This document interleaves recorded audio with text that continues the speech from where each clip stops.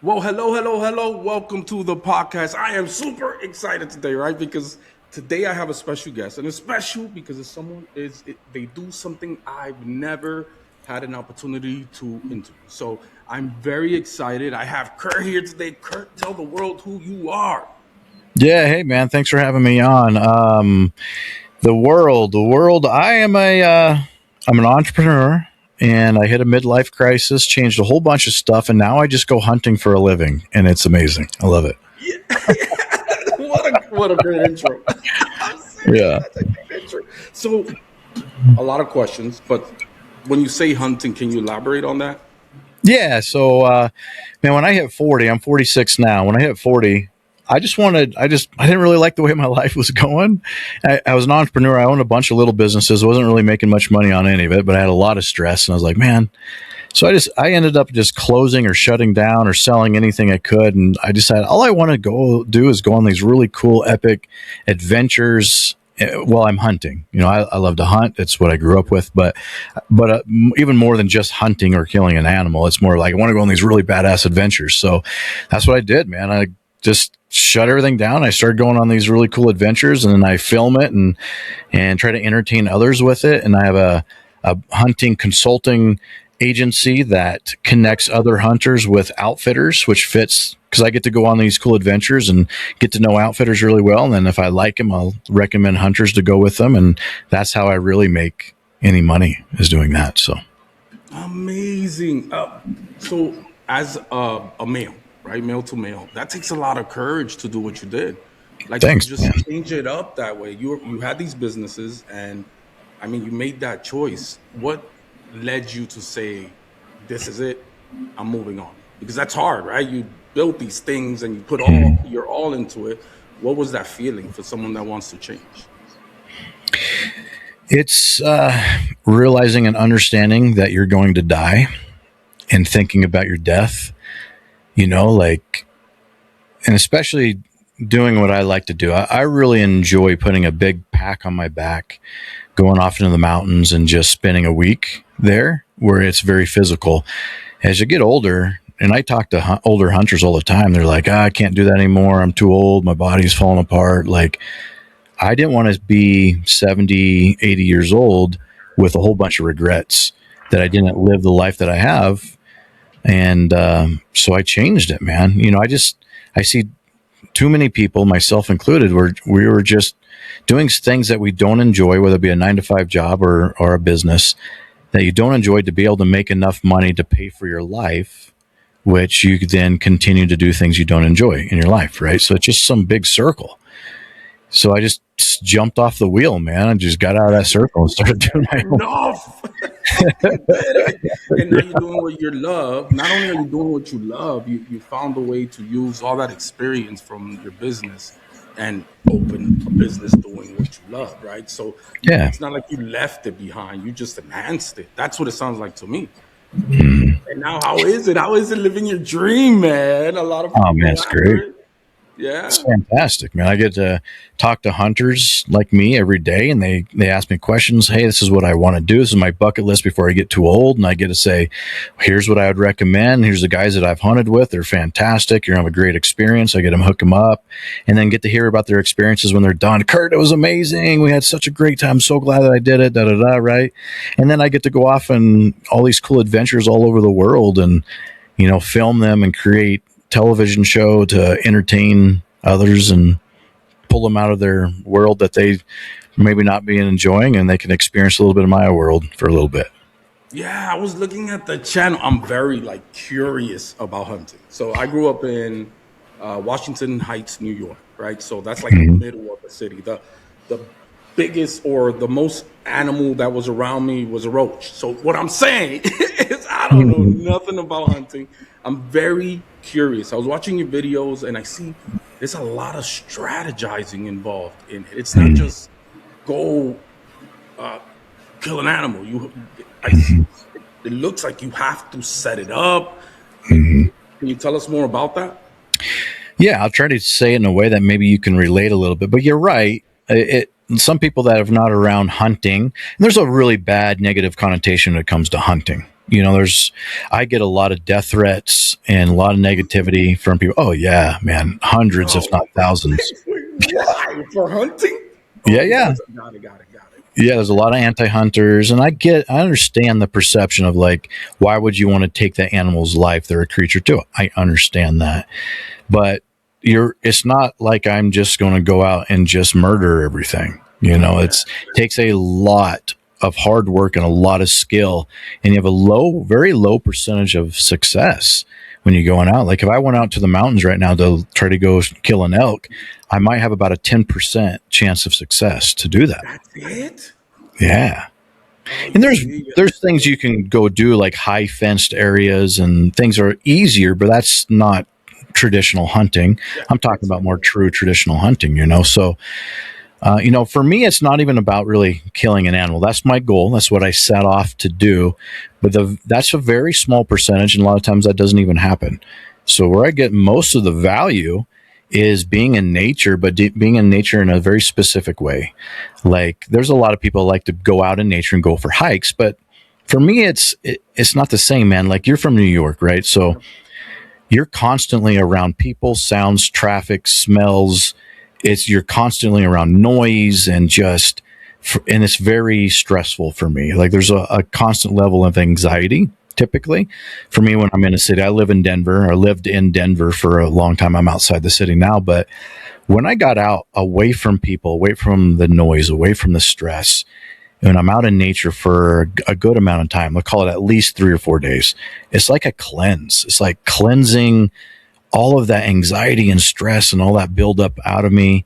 And I just feel at peace, man. I really think that like humans really just weren't meant to be in concrete jungles. I think we're meant to I be in agree with nature, you. man. Yes. And Right? seeing the impacts of that, right? So yeah, I Yeah. agree. Yeah, look at today, man. There's so much disease and stress and anxiety and depression. Like it's just not the way we were meant to live.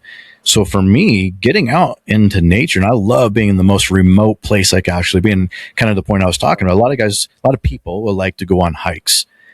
I don't like to go on hikes, and it's Yeah, weird. It seems very contradicting, but a hike is you're on a path that thousands of people have taken. And when you go on a hike, a lot of times it's busy. Like you go into a parking lot and there might be 50 cars in there and you're hiking with 50 to 100 other people on the path. it's not Like, the same feel. Yeah, yeah. no, man. Like I got away from the city to get away from people. Like now I'm just in line. Now I'm just in another line, but the line has trees around me. Like that's not what I want to do, man. You're right on. Yeah. Yeah, that's so true. So, so you go out there for 3 to 4 days, like Oh, that's, sometimes 10 days at a time. and this is the wilderness. There's like no Yeah. 7-Eleven anywhere nearby. If you're in trouble, you're in trouble. Yeah, man. Well, I do a lot of hunting in Colorado, which usually I'll hike in at least 4 or 5 miles at least. Sometimes it's like 10. So I can, if I needed to, I could hike back out to my truck. But if I hurt myself, hurt my leg, ankle, whatever, that's going to be a pretty tough to get out, and I might have to call someone. But I'll tell you, I've been hunting Alaska quite a bit lately, and I did a grizzly bear hunt in Alaska, and we Yeah, were so 70 miles from the nearest road. That is a different feeling, man. That's a different type of remote, and I love it. I loved it. But like something goes sideways when you're 70 miles from anything. That's yeah, man. Things can get pretty bad pretty quick. yeah, I mean, Alaska. I mean, these adventures. I'm not hunting. I don't have such a negative view on it because, I mean, we've been hunting since. I mean, that's what we do. Right? That's what we Yeah, do. So I yeah. don't see it that way. The adventure part of it, though, that is. I mean, that's a dream. Oh man, it's amazing. I love it. Being completely remote, away from people, you're immersed in nature. Now, and after a while, it takes a couple days, but you kind of become part of the ecosystem, and you get to like watch these little things like little flowers that are 10 miles away from society, or like a little bird, or like a little varmint, a little animal, like, and you're maybe by a creek, and like there's no trails. You're not on a trail. You're just out there, man. And a lot of times I'll bring a little tent, little pitch tent, or I won't bring a tent at all, and I'll just use my sleeping bag and a bivvy, and I'll just sleep right on the ground wherever I end up. So it's just, for me, it's amazing. I I'll love be it. honest, that might be too much for me. That's brave. You don't ever get, I wouldn't say scared, but is there any fear of these dangers of all these animals around you and getting hurt? What do you do with that? Because that could translate into someone that's going after their dream. How do you prepare for that fear? And when it comes, how do you control yourself in that fear?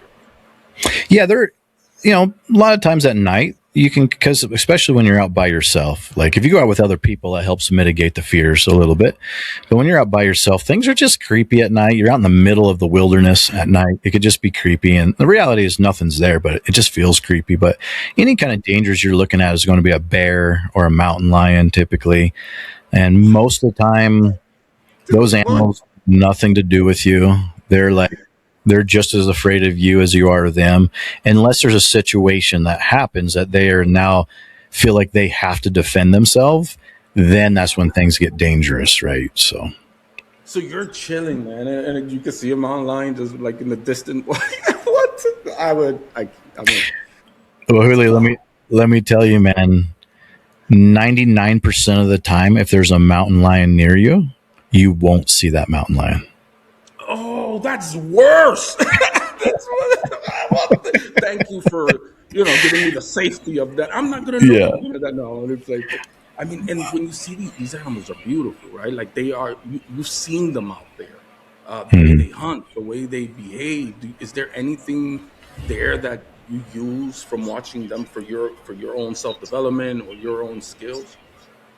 Oh, for sure, man. Like you watch another animal hunt, it's pretty amazing. Like they do very similar things that a human would do hunting, the type of stalk that they're doing. Like they're staying out of sight of the prey that they're after. They're being super quiet. They're being downwind because that prey can smell them, right? So they have to make sure that the wind is not blowing towards the prey. Like these animals are doing all the same things that we'd be doing, and they're much better at it than what we Yeah, are. they're doing it all day, every day. Yeah, that's Yeah, they have. If they don't get that prey, man, they will die. Like I won't die if I don't shoot an elk or a deer, right? Like I'll yeah. be. You get in your car, you hike back to the Yeah. go to 7-Eleven. Yeah, but I gotta give it to you. Let me ask you: were you in the military before, by any chance? No, no, I wasn't military. I just always were really drawn to that type of rugged adventure. I really liked. Yeah, I could see how. I don't know. It sounds exciting. So let's talk about the bear. How? First of all, what made you say wake up in the morning and say, let's go after this big animal that can like squash me? But that's What I don't makes me know. want to do that? Yeah, like I want to be. I can't imagine, but because I'm a city guy, I can't imagine like going there with the intention to meet this thing, and you're fighting it, right? You're basically it's a battle of wits and strategy. You don't get that's a lot of fear for a person like me. Yeah, let me. So typically, I'm hunting things that are not dangerous, right? Like so, a deer, an elk, pronghorn, things that are prey animals. And really, your main focus is just trying not to be detected, not being smelled, not being seen, not being heard, right? So that's really what your focus is on. And you're out in some remote place, maybe, and it's very enjoyable. This hunt was a little bit different, and there was a moment on this hunt that I felt it. We flew into Alaska. We flew in this bush plane about 60, 70 miles into the Chugach mountain range. And it was a 10-day hunt. So we planned to be there, and we're just in tents and sleeping bags. And this type of hunt, we were just sitting up on the hillside and just looking through binoculars, called glassing. And you just glass and glass and glass. And which was crazy about this is in Alaska during the springtime, it doesn't really get dark. So there's plenty of days or evenings that it was like midnight, 1 o'clock, and it's still Nice. light out, and we're still looking through a glass trying to find a grizzly bear. And about day 6, day 7, we found a pair of grizzly bears, and we decided, hey, well, okay, let's make a move. We need to go get close because I we're would have been about. the guy in your group saying, "No, wait, let's think about this." That's, that's You're crazy. like, well, I'll just stay here and watch, okay? Yeah. I gotta watch the stuff. Yeah. Yeah, and there's 4 of us. There was my main guide. There was a packer that was training and to become a guide. There was me and my camera guy, and I'm using a bow, not a gun. So, do you know what a bow is, Julio? Of course I do. Why? Like, this is not Because hard it's enough. more challenging. Challenge. My Give me guide the has a more. Like, give me gun. the more. My packer has a gun. We decide, hey, let's go make a move. We got to get close. And we lose sight of them. And they're about a mile away. So it takes us a little bit to get over there. And we don't know exactly where they're at, but it's these really big, bushy, called like scrub oak, willowy stuff that's like over our head. And we're having a hard time getting through it, but we're trying to stay quiet. But we can only see about 5 to 10 yards ahead of us. Like, you can't see very well. And when we got over there, and so at one point, and we got to an area where probably just a couple hundred yards from the last time we saw the grizzly bear. So now we don't know where they're at. We don't see them anymore. Oh my Right. goodness. And we're in there. And you can't see ahead of you too much. Oh, okay. I'm Yeah. engaged. And we're in their kitchen, meaning like we're in where they're living. Right. And we're slowly going through. And all I have is this bow in my hand that I have holding it above my head to try to get through this. And I think, wait a second. This is really dangerous. Like, I just had this feeling of like, this could be really bad, man. Because all we would need is just stumble upon these grizzly bears and surprise them. And now we're in a fight. Now these bears are going to tear us apart, right? And we can't see, we don't know where they're at. But we end up going up on this little bit of higher ground when we spot them. And I know you haven't probably watched this episode, but here's what happens. There's 2 of them. We decided using a bow is too dangerous because there's 4 of us. And Like, I could have told you that, and I'm not. I could have told you that. I would have been a pro. Don't use the bow. Yes, go ahead. right. Because there's some bears too, grizzly bear. Even if I shoot a grizzly bear perfectly and goes die off in this thick stuff, there's another grizzly bear that's going to be there, and we're going to have to contend with that grizzly bear. That's like that's upset now, right? So I end up using my guide's gun, and I go to shoot him. He's about 100 yards away, so very close. And I go to shoot, and I miss. And I don't know how I guess. Anyway, I missed. But in the shot scares them, the 2 grizzly bears, and they want to escape where they're at. They take off running. They chose to run right at us. Oh my! Wrong direction, guys. Yeah. So, and they got to go through all this thick stuff. So by the time they pop out to where we can really see them, they're about 30 yards from us. And grizzly bears are very, very fast, and they're running full speed. And so we've got to shoot the male grizzly bear first. So we end up killing the grizzly bear at about 30 yards from us. But the female, the sow, is still running at us. And we don't want to shoot the sow because we don't want to shoot a female, for one. And it would be, there would be an investigation of like, it's not, if we were doing it out of self-defense, that's fine, which we would have been, but it would still need to be investigated. But anyway, so the sow gets about 15 yards from us, full sprint, and we got to make a split decision. Do we shoot this sow because she's about to kill us, or is she going to move off? Is she going to veer off? In the last second, man, she veered off. But I tell you what, Goodness. that was a pretty scary moment, man, having 2 grizzly bears come running at you full speed. Very fast. Is like not even describing it. So something you said. So there's a lot of rules behind it as well to protect the animals. That's something. Oh, yeah. Ton of rules to protect the animals, ton. So there's some very, very strict rules to protect animals. Like, you have to get a tag, which only typically allows for 1 animal to take. Most hunters will want to take an older male animal because, especially on a grizzly bear, they will kill the young, like the babies of the sow, to bring the sow back in the heat so he can breed the sow again. And then That's aggressive. man, right? Super aggressive. Yeah. Crazy, right? Sorry. So much things went through my mind. Like, that's a very aggressive way to go get a date. You know what I mean? Like, Let me murder your kids so I can get some fun time with you. I mean, that's what they do, man. That's part of nature. Like, that's what the bear says. Man, people have to understand that, like, this is not a Disney movie, man. This is not a family, this is not a family oriented thing. Nature's not a Disney movie, man. It's brutal. It's some brutal stuff, man. So most hunters try to kill a older male because, a female can produce many animals, right? If you kill a female, you're basically could kill 10 animals by killing 1 female.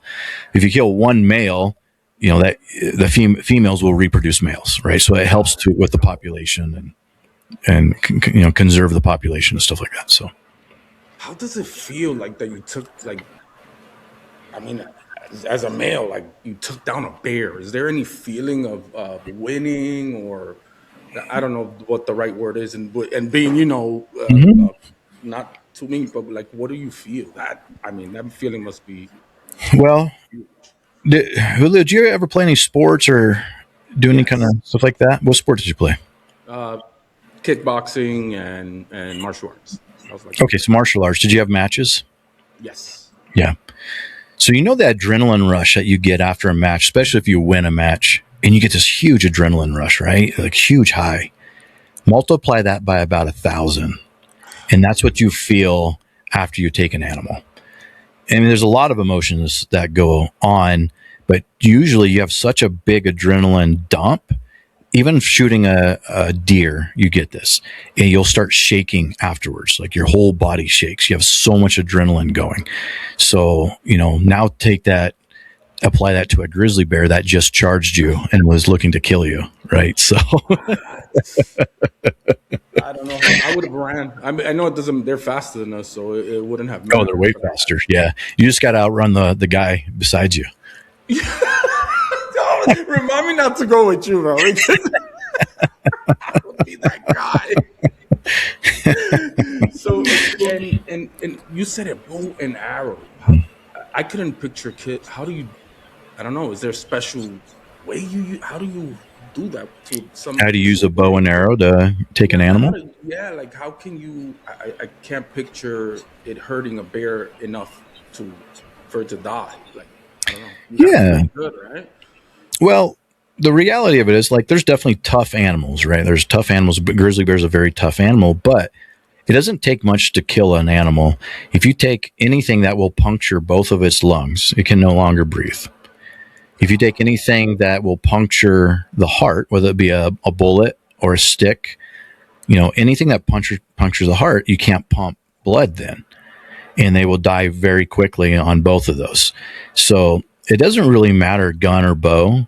It's just the variable is there's a lot of things that can go wrong with a bow, and you can end up wounding the animal, which you don't want to do. That's why like guys like me practice so much, because you don't want to wound the animal. With a gun, you're typically more accurate with a gun. It's easier to put that bullet where you want to put it than with a bow. So that's why a lot of guys will use a gun, and it's more. And I know it looks like okay, a bow is not as powerful as a gun, so it won't kill the animal. It will. All you have to do is puncture the lungs or puncture the heart, and it's going to kill it, right? So, So you yeah. think about that too. Like you don't want to just hurt the animal. I have an idea of why, but can you explain why Yeah. that's Look, I'll compare myself to an anti-hunter. Okay. Anti-hunters love animals. Absolutely. They love every animal. They love people. They love animals, but they don't want to see any animals die for sure. And they love animals. I will argue to say that I probably love these animals more than an anti-hunter. I love the concept of the animal. We'll take a deer, for example. I love deer in general, and I believe that it's my duty to help these deer thrive as a species and a population. But I don't say I don't value.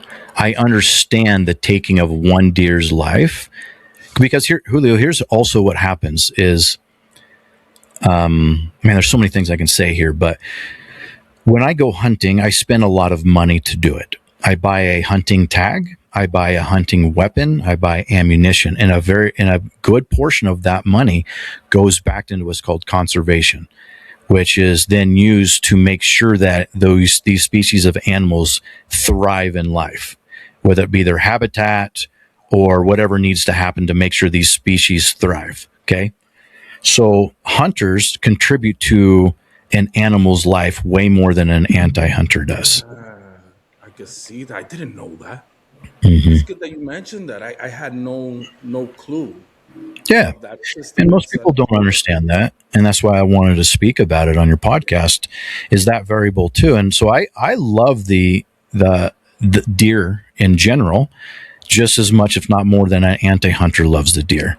And I want to see deer in general thrive and be plentiful and have good lives, right? But I also want to take an animal's life and eat it because I That's part of enjoy you, the meat, and it's part of who enjoy you are. You that said that. as part of who I am. Yeah. And let's talk about the animal's death for a second. So, like, if an animal dies out in the wild, here are the ways that it dies. It either starves to death, freezes to death, or gets eaten alive. Those are the three ways an animal dies in the wild. Those are really brutal deaths, right? Yes. Brutal. If I take an animal's life, that animal will die within seconds. And that's a very humane way to die. And it could be looked at as the best way to die. If an animal's going to die, would you rather die in 30 seconds or would you rather get eaten alive by a predator? Like, and predators don't kill the animal; they'll start eating the animal. You know what I mean? So you got to look at it like that too. And as far as like going back to your original point of like not wanting to wound the animal, I don't want that animal to suffer. I want the animal to die quickly and have a good death. You know, and most of the time when you make a good shot, the animals don't know what had happened. They may feel some pain, but all of a sudden they basically just, you know how you get lightheaded and you may pass out? Mm-hmm. It's the same thing. The blood will then drain from their body and they feel lightheaded and they pass out. I just never wake up. You know, Man, this is a bunch of layers that I'm glad I got to talk to you. You know, because I'm not any extreme of the thought of this. I don't even think about hunting. I don't want to go kill animals, but I could see. I don't think I have something like too against it, especially with what you just said. How much do they raise for the conservation with these tags? Yep. Millions of dollars. Millions. Yeah, and there's a lot of like anti-hunting group trying to take hunting away in general, right? And they believe that, well, we don't need to kill our food anymore. We can go buy our food in the grocery store. But yeah, but they got to. That doesn't work. But you're still. That's why I don't like sit here and be like, you don't kill animals. I mean, they got it. I mean, yeah, like if you eat any kind of meat, you're killing that animal by eating the meat. Yeah. You're not physically doing it yourself. You're hiring someone else to kill it for you, right? And what they also don't understand is like, well, millions of dollars go back into conserving the way of life for these animals. What's going to happen if there's no hunting? Where's that money going to come from? Yeah, like that I didn't know about, and I think that is a big plus. It's like you're replenishing it. So you're hunting, but you're replenishing it by that money going back to these organizations. So yeah, I think that's huge. I didn't know that. I promise I didn't know that. Yeah, and here's another really good point, man, is they only allocate X amount of tags, X amount of licenses to be able to harvest an animal, right? So they look at an animal's population, and if the animal's population gets too big, that's when disease and starvation happens. So they say, okay, we know we can take 100 of the animals in this area, and it sustains a really good population that gives the animal the best life. So that's what happens, man. It's not like we're out murdering everything and they're just going to be gone. When you're going with tanks and just wiping out a whole family. Yeah. I got you. There's a balance, like with everything. And as long as there's balance, I mean, we're good to go. Now, do you, and I don't know about your spiritual background, but do you see anything spiritually connected to when you're on these hunts and like to your spirituality? Yeah, I mean, I'm very spiritual about it also, because it's such a hard thing to do, to go out and take an animal's life, because these animals are way smarter than me. I'm going into what their habitat that they're used to, and every day they're honing their skills to survive. They're making sure they're smelling any kind of predator, they're hearing any kind of predator, they can see any kind of predator. And I'm some dumb human that goes into their environment. Yeah. Like, it's so hard to do. Like, I really believe in order for me to have that opportunity, I believe in like the universe or God, whatever you want to say it, but it's almost like a bounty is presented. Okay, here's your bounty if I take that animal's life. And so there's that part of the spirituality, but also like it's a very spiritual experience just to be out in nature for that long anyway. And then taking this to a whole new level. So, you know, when you eat food, whether it be an apple or whatever it might be, your body takes that food and actually generates cells with it. Like your body's regenerating millions of cells every day, right? And how it regenerates and makes more cells is by the food it eats. So when I take an animal's life and I eat that animal, that body of that animal becomes my body. Wait, you eat? So you do eat the animal? Oh yeah, So absolutely. what's the problem? That's what we're doing. Okay, what's the problem here? Okay, wait. This is the new layer. Here.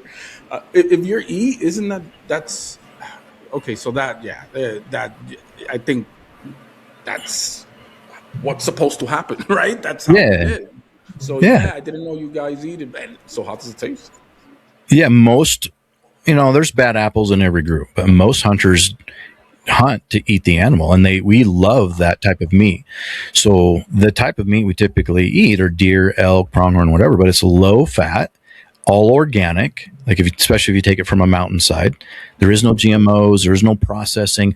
I will literally go on a mountain, kill an elk, carry that elk on my back to my truck, put it in my truck, and then from my truck, I take it home. I cut it up myself, put it in my freezer, pull it out later, cook it up for my family, and we have that meat. Every step of that process is me. It's no one else. So I know exactly where that meat has come from. Yeah, that I would see that as spiritual. I mean, right? That's that connection. You're eating what you kill instead of yeah. You're actually Mhm. taking less resources if you really think about it. That you're eating these animals. How long can one last you as far as food? Yes, like How many elk. meals? Elk is one of my favorites, so I'll speak on elk. And elk, you may get 300 pounds of meat from an elk. What? Hmm. Yeah. I have no clue. So, I use a lot of ground. So I probably get 200 pounds of the little pound packages. What? So 200 of those plus steaks and roasts and, a bunch of fun. You could do fun jerkies and Slim Jims and like, fun stuff like that. But an elk would last me and my family almost a year of just the meat. Dude, that's a lot. That's a Yeah. lot of food. I didn't know. Yeah. That's amazing. So And every summer I'll have a big barbecue and I'll bring all my friends and family and everyone that wants to come and I'll feed them my harvest throughout the year as a multiple way of like sharing my bounties with my friends. And then I get to tell stories about, how this animal it became on their plate. And then it's a way for me to like talk to the hunting gods, like saying, yeah, no, I got I'm you. giving back to other people, and before the next season is a way for me to like, show respect or whatever to make sure I use every piece of animal. And yeah, Oh, that is amazing. I can't imagine sitting there watching people eat my meat. Well, no, well, that doesn't like how I mean, the one I killed. yeah. Man, my friends It's love it. amazing. They look forward to it every year, man, because they come and eat all this organic meat, and I know how to cook it pretty well, and it all tastes great, and they have a blast, man. So, man, you're like connecting to our ancestors in a way, right? That's what used to Mhm. happen before. Oh They yeah. kill these animals, they bring it to the village, and oh look at you. So, what would you tell someone to jump back to your change? Because Mhm. I think it's very courageous that you did that. That you and at the age, it's the perfect age, but that what you push for it, right? Mhm. What can you tell another person that's going through that? They're miserable with their career, not miserable, unhappy with the career or business, and they need that big change, but are scared of taking that leap. What would you tell them they should do? What steps or Yeah. You got to be careful. I mean, I'm going to hit this on two different sides. okay. When I did it, I had a family. I still have a family, obviously, but that's a big risk, man. I'm not just risking my well-being. I'm risking my family's well-being, right? So it was a really big risk to take. So be very calculated when you do it and be confident in what you're doing, and understand the risk that you're taking. But also at the opposite end of this is you're going to die, man. Do you want to be 78 years old and look back and like, where'd my life go? God, I spent it working for doing something I hated. 80, 90% of my life I hated. Is that what you really want to do, man? Just when you jump out with the entrepreneurship or whatever you're doing, it's not going to be easy. It's going to be very, very, very hard, man. You're getting punched in the face every day. It's going to suck really bad. But I would rather suck living the life that I actually want to live than then it's sucking living something I don't want to live, you know? So Nice. That's what I'm talking about. That is amazing. Yes, yes. I hope someone hears it and starts doing what they want to do now. It's true. We're gonna. There's no going. We're gonna die. So doing what you yeah. love is, and it's a different life, right? Do you feel different from back then? Like, what are some things Yeah. that's changing your health and your mentality? No, for sure. You know, it's just different stresses instead of like, I'll just compare this to like a 9 to 5 job. Instead of worrying about getting fired and your money going away, now you're just worried about not making money. You know, Got it. Yes, got it. you're not worried about getting fired. You're worrying about shoot. Like now I'm everybody, you know, especially a lot of people that branch off on their own, they have to be everybody. They have to be the marketing guy, the sales guy, the web guy, the social media manager. You got to be everybody and you got to figure it out the best that you can, man. So it's just different stresses, but like these are my stresses for me, no, for no one else, right? So I'm not working for somebody else.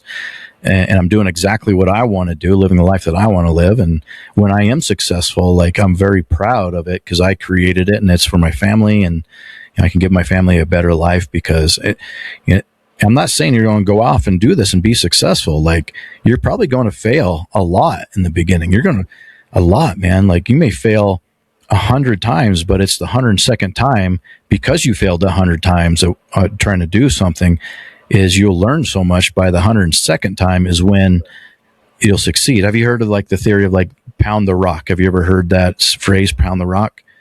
No, no. No. Like if I have a sledgehammer, I have this huge boulder, right? I hit the boulder, it don't break, but it may weaken.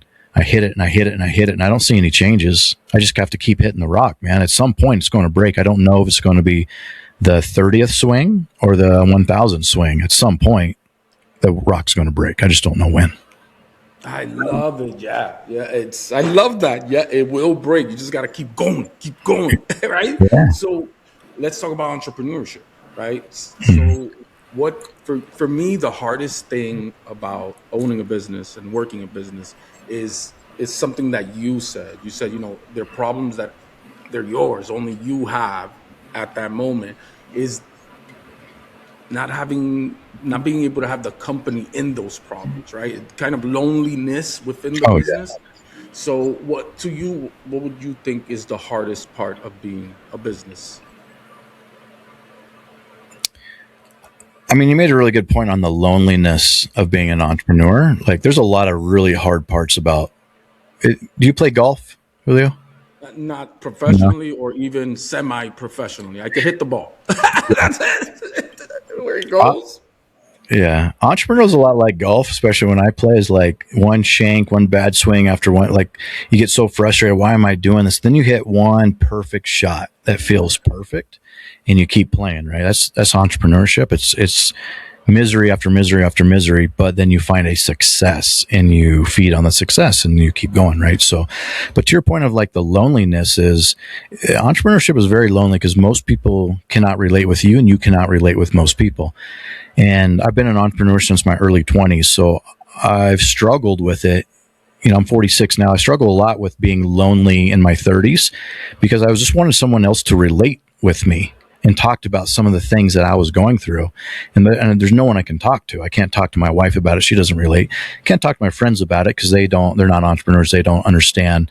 So I just you just had to kind of just stay to yourself. But it's nice to find other entrepreneurial people that you can relate with. But even then, you're still on a one-on-one journey, man, and it's very lonely. And some people, you can get a little bit twisted of like, man, I'm not normal. I'm not a normal person. Right? Like I'm not like all these other people. I'm not a normal Yes, person. But yes, like, yes, yes. if you want a normal life, then be normal. If you want to have an extraordinary life, you can't be ordinary. You have to be extraordinary, right? You Woo, have to I be love completely that. different. Yes, Yeah. So yes. like, as you feel lonely and you feel like you're not normal, of course you're not. Of course. Like, what'd you think? You chose to go take a huge risk Yeah. and do what you love, and that's. But there's a lot of payoff, right? What would you say is the biggest payoff as an entrepreneur? What has been your biggest payoff? The biggest payoff is something's up with my kids right now. If one of them's sick, I can stay home and just chill. If I want to stop right now and go to my daughter's basketball game, I can go do it. I don't have to report to anybody to do it. If I want to go on the next epic hunting adventure, the only person I need to report to is my wife, right? The boss. And I can go off and do it, man. It's all on me. Yeah. The freedom, man. The freedom of being an entrepreneur, you just can't put a price on, man. And how about technology? How is technology at all creeping into the hunting world, or how is it? Mm-hmm. Yeah, in a lot of different ways, man. Like if just general hunting itself, there's a lot of technology creeping into the gadgets and gizmos that we use where, especially in archery hunting or in rifle hunting, you need to know how far away a target is to be able to adjust your sight to know how to hit that target. So now we have things that will automatically tell us how far it is away, like the range finding type of stuff. And so there's a lot of gadgets and gizmos that have it. But for me as an entrepreneur, man, AI has been a game changer for me. I'm using a lot of AI. I have AI appointment setters, AI text messaging, AI emails, just basically having an AI assistant. If I want to know something, I grab an AI search and I just search it. If I'm trying to solve a problem, I use AI to help me solve the problem, man. Like AI has been really big. Yeah, and it was hard for me to get on board though. I was one of those, and no, we can't. But yeah, it extends you in ways that you can't imagine. I use it as well. So yeah, that's okay. So how do people get you to your channel? I mean, I'm gonna put all your links, but yeah, let's shout out your companies, please. Sure. Thanks, man. Western Obsessions TV. So you can go to the website, which is westernobsessionstv.com. My YouTube channel is where like all my hunting films are. So that's just Western Obsessions TV on YouTube. And then if you want to see kind of my day-to-day stuff, I do a lot of fitness stuff too. So you hit me on Instagram, Western Obsessions TV, or Facebook or TikTok. Nice. Yeah, go visit. I love what you're representing, because I like that you're taking the time to explain. That is, I think, what I'm seeing with you, like the difference. There is, like you said, a lot of thoughts about this, but you're explaining.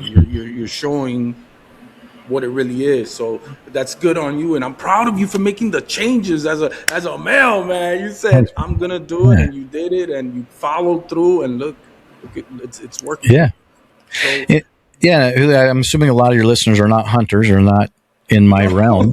No, so I wanted to go a deep dive in some of the things that you may just not think about to open up your mind a little bit, Yeah, it's definitely, and you opened up my mind more than it was. I see the benefits with funding these places that are gonna help the animals. So yeah, you're doing a good job. Good job. So Great. Anything else you want to tell the listeners before we go?